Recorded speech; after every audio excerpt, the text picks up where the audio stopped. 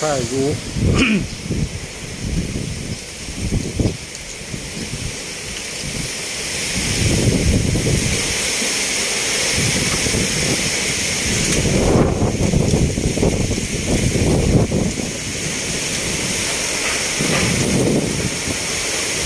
บริการนี่คือจัดมาหมดมาแห้งเลย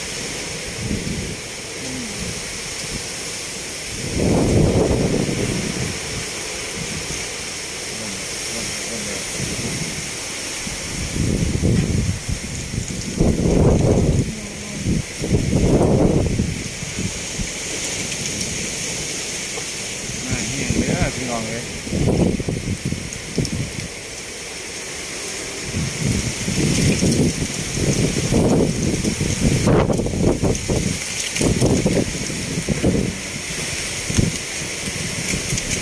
พายุอย่างน้อวันนี้เนาะ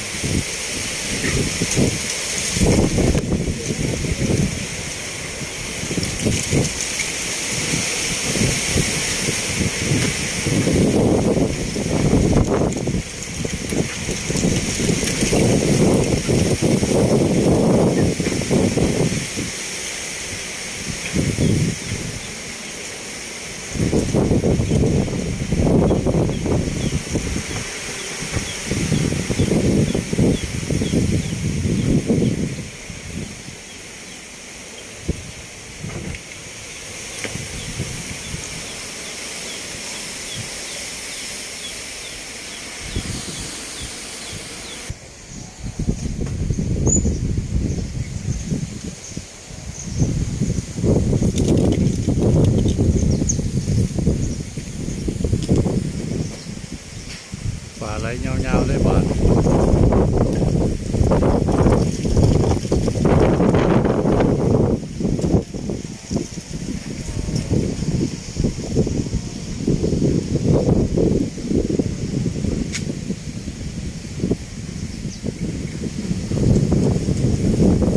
พายุกระหน่ำ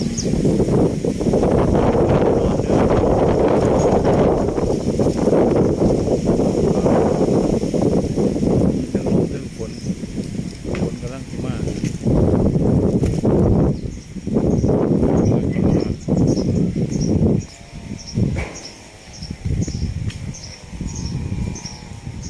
แสดงว่าลมแห้งลมมีเรื่องแห้งปีนี้ลงมาข้างล่างต้นไม้โอนเอ็น